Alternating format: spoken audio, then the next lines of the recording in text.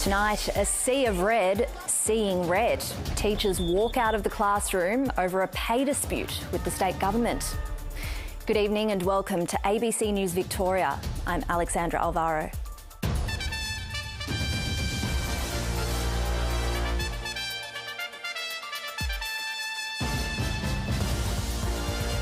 Also tonight, straight talking over the straight. Donald Trump's productive conversations labelled fake news by Iran. Running dry, petrol stations out of fuel as costs are driven up. Australia and the European Union strike a free trade deal. And immortalised in cardboard, Scott Boland gets a statue as he notches up a century for Victoria.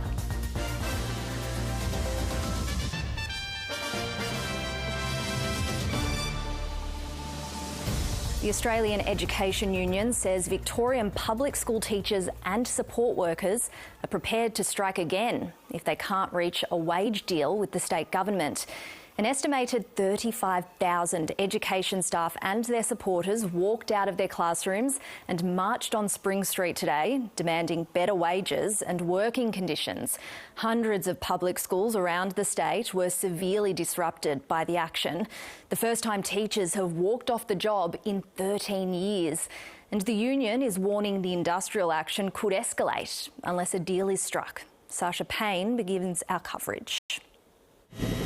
They promised a sea of red, and today Victoria's public education workforce delivered on that pledge, closing classrooms and filling the streets of Melbourne. My family are all teachers and it's progressively just getting worse and worse for us. If we're the education state, we should be paid as such. I think it's very important that my mum gets the pay rise because she doesn't get paid enough and because she does really long hours and she deserves more. 40,000 teachers walked off school grounds around the state, with an estimated 35,000 marching to state parliament, firmly rejecting the government's offer to increase wages by 17% over 4 years. We will not be disrespected. We will not be overlooked and we will not be undervalued.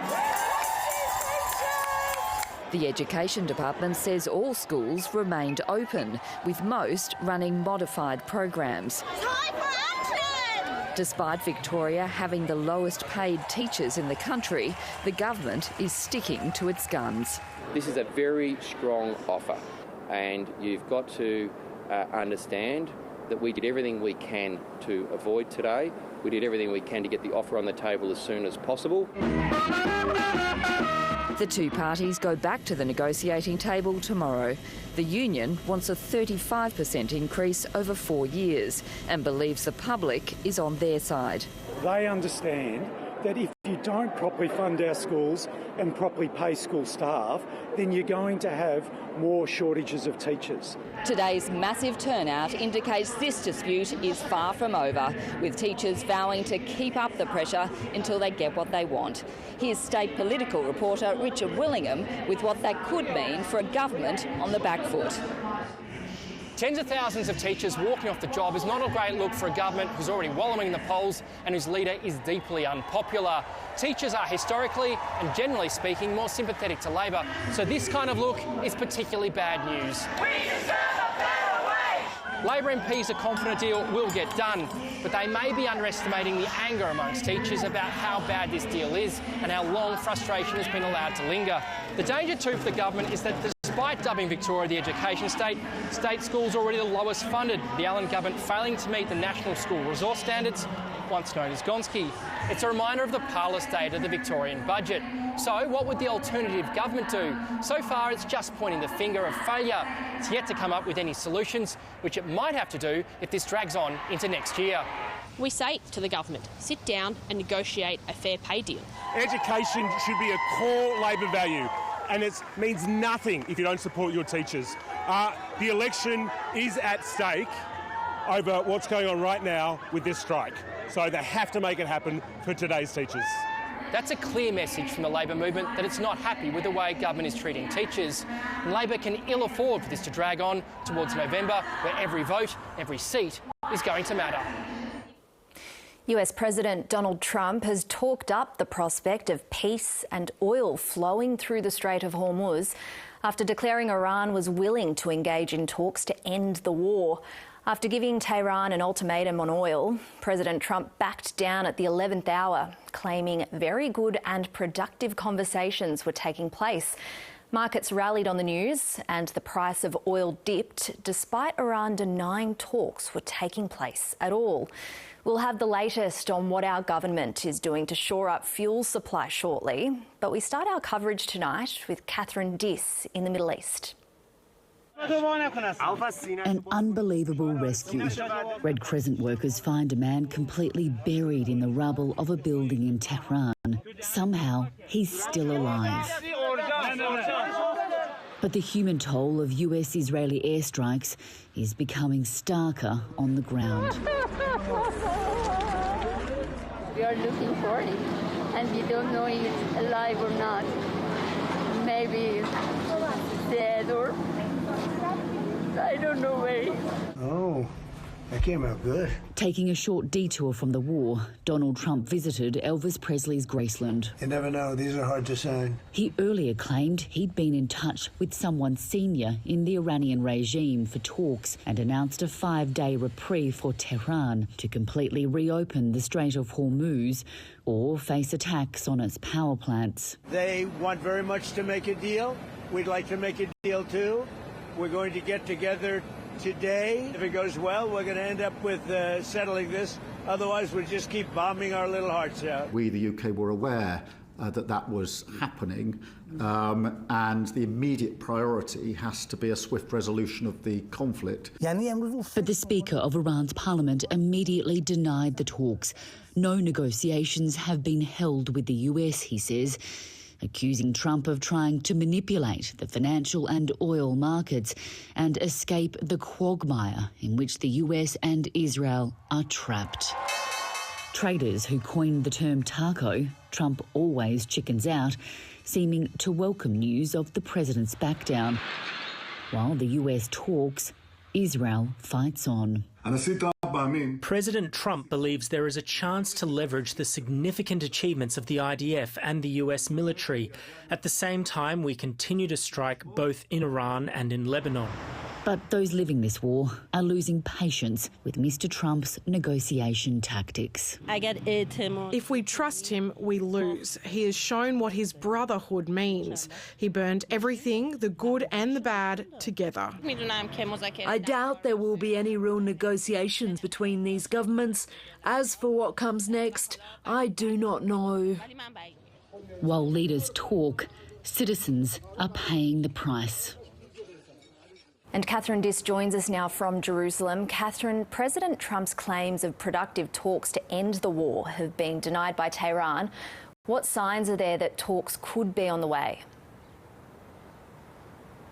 Good evening, Alex. Well, look, the US president's claim of a deal seems like a stretch. These talks are very much in their early stages. There's also jostling over who will run them, with Pakistan interestingly emerging as a key frontrunner alongside Egypt and Turkey. I think Donald Trump played a game of chicken here, and when Iran didn't back down, he blinked first. He also has to consider his partner in this war, Israeli Prime Minister Benjamin Netanyahu, who has vowed to not stop fighting until the regime is toppled or at least significantly reduced. So this could be a political play by the US president, but reading between the lines, this looks like a win for Tehran.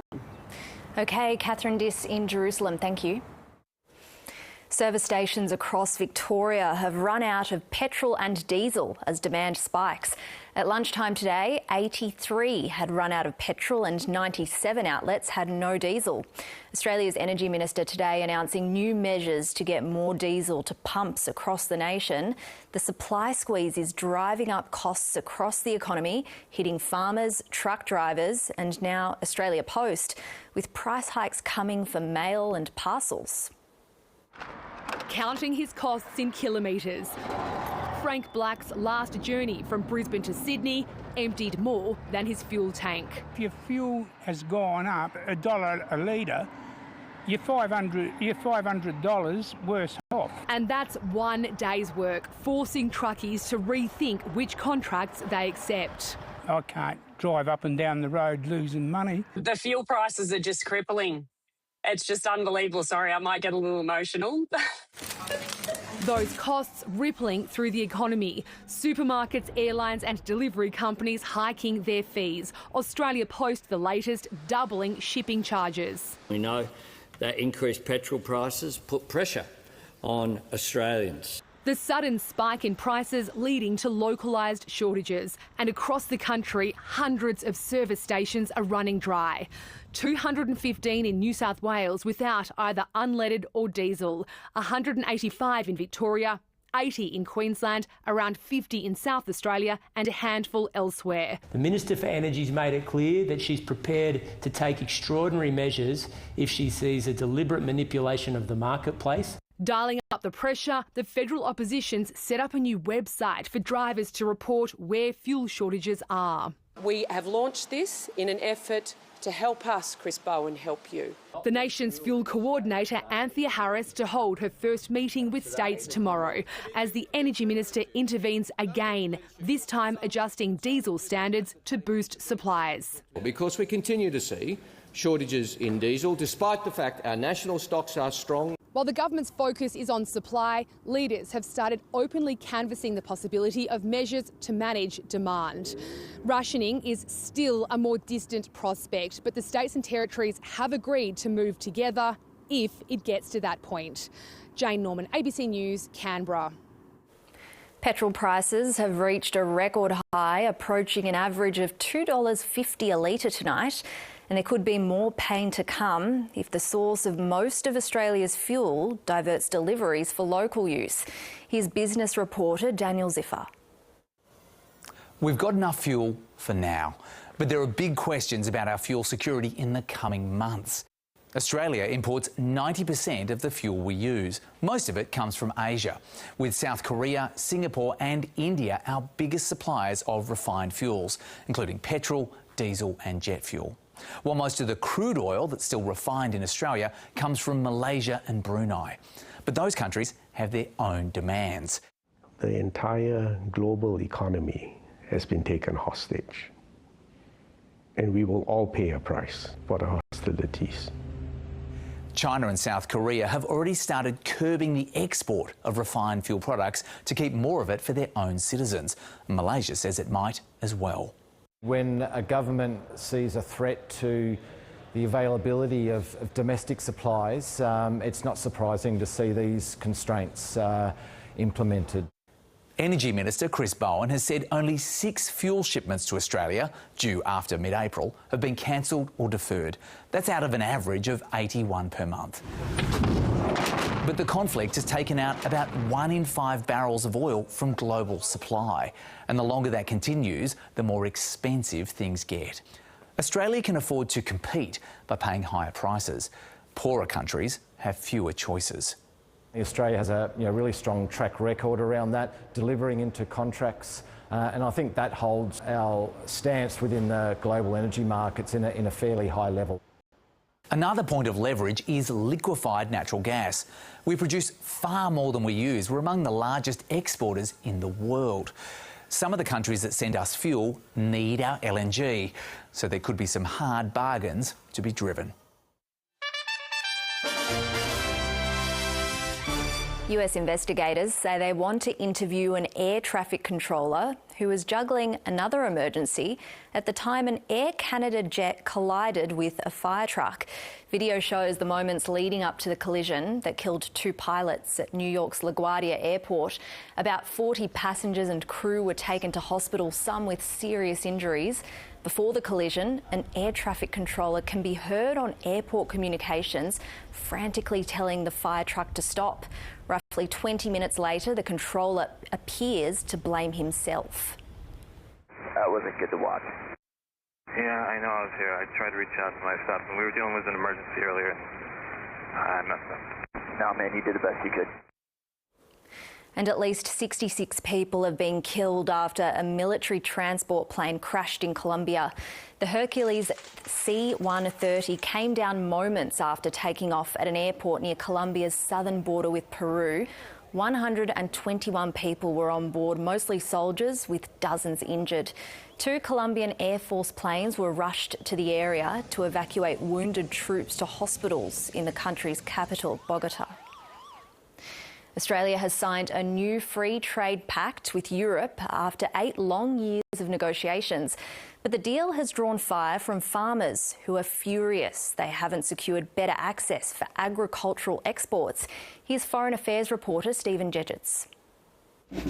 A new deal in a world transformed. The European Union chief landing in Canberra to deliver a grim message. The world we live in is brutal, harsh and unforgiving. It feels upside down. Faced with war in Ukraine and the Middle East and grappling with Donald Trump, Europe wants more partners, even in far-away Australia. The two sides finally landing a long-awaited trade pact after almost a decade of negotiations. Countries are longing for stability and predictability, and this is what the European Union is offering. This agreement sends a message as well to the world that it is possible to stick to the rules. The deal will allow Australian farmers to largely keep using labels claimed by European producers like Prosecco and Feta. Luxury European EVs will also be cheaper. The pact opening up new export opportunities and cutting the price of imports. This agreement is worth $10 billion to the Australian economy on an annual basis. But some economists question that figure, while farmers are furious the government's given way without securing new concessions to get more Australian beef and lamb into Europe. It really is a very minor number, which is frustrating. This deal must go down as the worst trade deal ever. It's not just trade. Australia's also preparing to join a massive European research and development fund, while Canberra and Brussels have struck a new security partnership which will likely foster more industrial collaboration in defence projects. With the world in flux, both sides increasingly see the relationship not just as a luxury, but as a necessity. Stephen Jedgetts, ABC News, Canberra. They're the toughest laws of their kind in the country. Queensland is banning under-16s from riding e-scooters and e-bikes. All riders will need a learner's licence, and those caught breaking the rules will be slugged with heavy fines. The crackdown was sparked by several deaths, but some riders fear the changes go too far.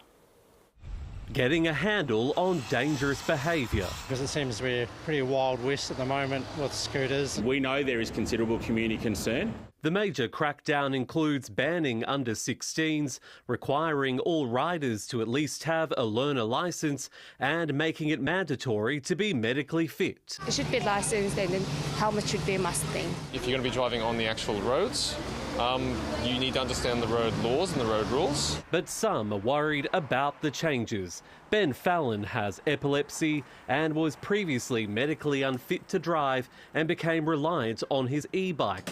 His kids are also avid riders. It makes me nervous because it would heavily impact our day-to-day lives. It would impact our holidays where we go bikepacking and we have to take a lot of equipment. While he's got his licence back, he fears he could lose it again if he fails future medical tests. The e-bike is kind of like my main car.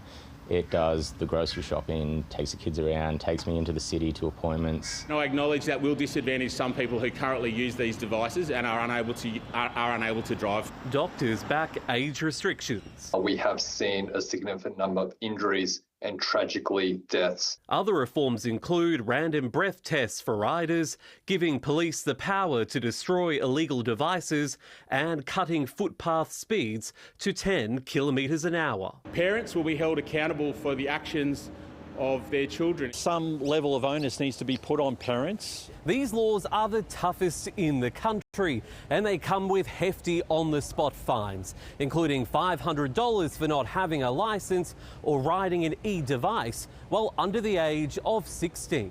This government response will strike the right balance between safety and allowing new forms of mobility. Jack Mackay, ABC News, Brisbane. To finance now, and the local share market rose today, in line with markets around the world in the wake of President Trump's post that talks are underway to end the war in Iran. Here's Alan Kohler. As we know, President Trump posted at 7:23 a.m. Washington time that they've had very good and productive talks with Iran, and that a few hours later Iran said that's not true. The US share market jumped when Trump did that post and then fell a third of the way back when Iran rubbished it. And likewise, the oil price fell sharply and only went up part of the way again. So what that tells you, I think, is that the markets really want it to be over, which is no surprise, and are prepared to grasp at any straw and hang on to it.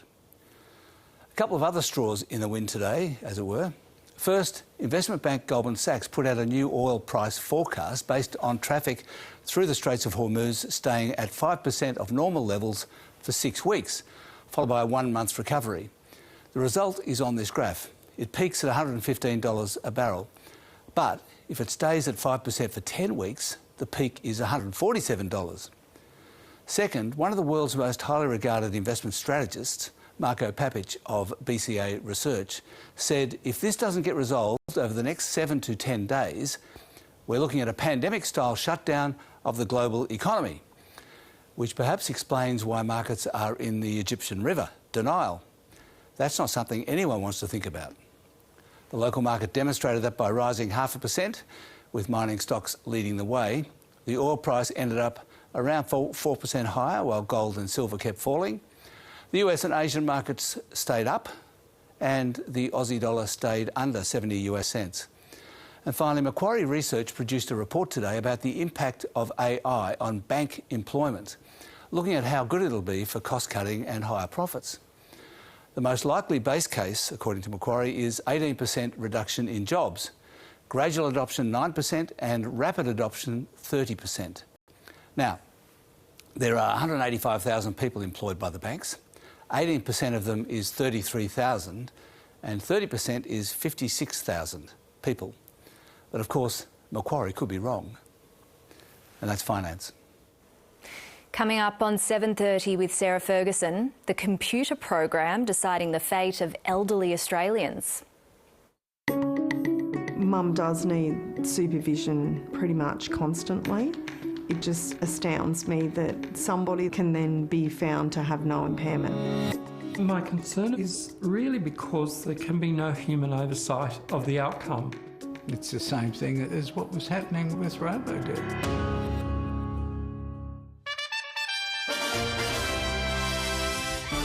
Sport now, and 8 players have now suffered hamstring injuries during round 2 of the AFL, amid suggestions the pace of the game could be to blame. West Coast has confirmed rookie Milan Murdoch is the latest to fall victim to the injury, as several clubs deal with the fallout from the weekend.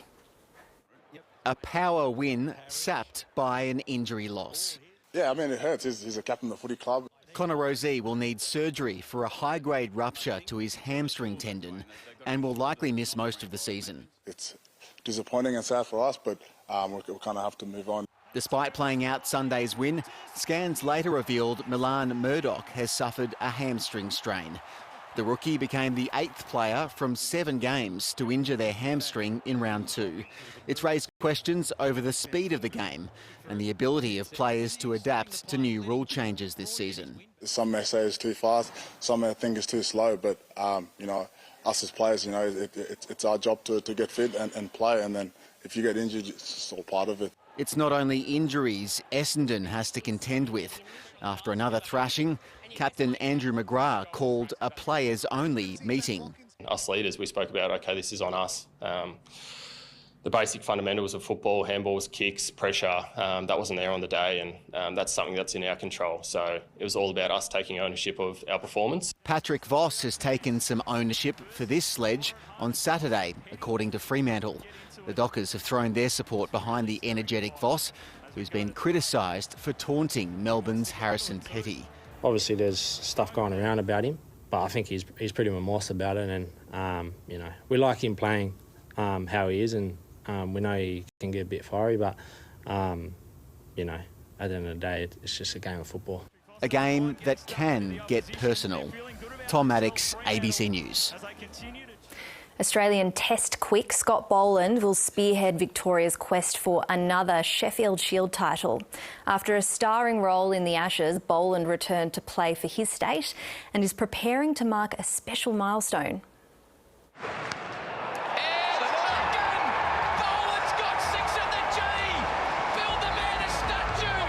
A famous line that's finally taken shape.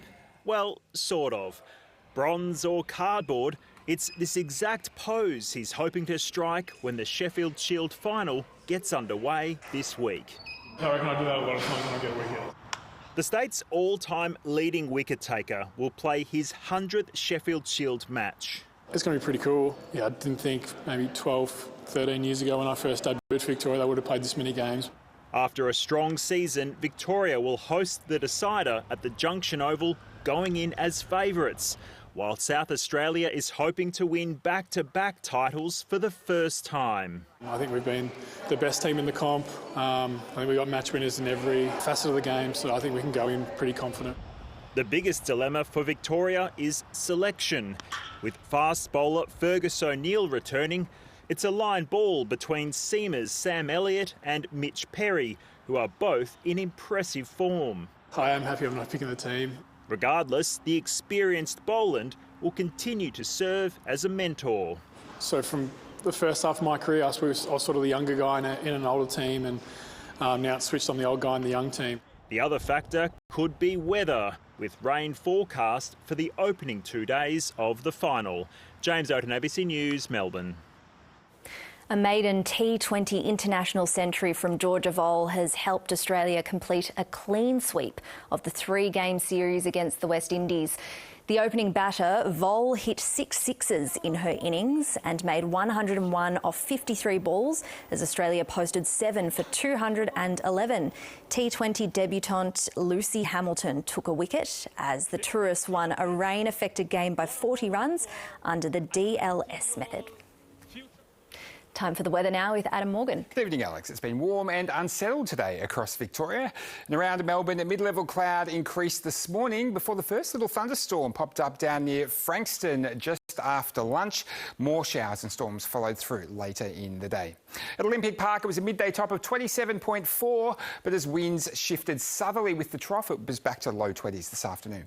Statewide, isolated showers developed ahead of the trough and thunderstorms probably pushed a little further north than we expected. There are a few thunderstorm warnings as well today. Overnight lows dipped to 12 or 13 in Gippsland, but it was much warmer in the northwest. Today it was muggy, high 20s for most spots and mid-30s up in the Mallee. Showers and storms cooled things down a bit, but once they cleared the west of the state, we have seen temperatures pop back up there this evening. Further afield, ex-tropical cyclone Narelle is still getting all the attention. It's been with us a week already now and we'll still be watching it well into the weekend. It should re-intensify tonight and then strengthen further from tomorrow. As it does, cyclone-strength winds could extend back towards the coast.